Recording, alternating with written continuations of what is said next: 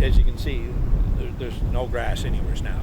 So it's we're right out of grass. These pastures should be a lush green, feeding these beef cattle until September. This year, nothing but dust.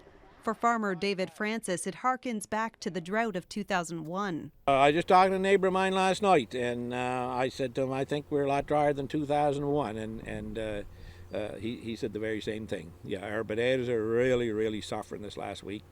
And I said, I don't ever remember seeing our pastures dried up this early. No. It's so dry, one community pasture has asked its farmers to take their cattle home, something it's never had to do.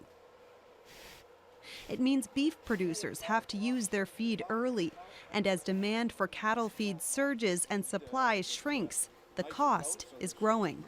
Even the price for straw bedding is up by about 50%.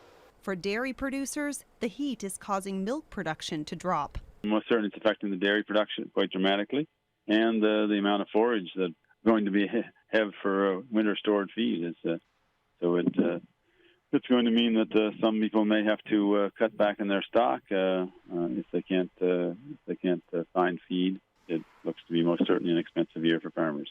When things are this dry, there's an added stress, the risk of fire during harvest. Some of the farmers I spoke with are leaving tanks of water out in the field during the cut, just in case. It all makes an already tough job harder. You know, to see your crop suffering like that, it does play take a toll on you. And at the end of the day, you're kind of a little tired, or perhaps than you would normally be. Francis is spending an extra $400 a day on feed, and if it comes to it, he says he may have to sell off some of his livestock. Stephanie Van Kampen, CBC News, Lady Fane.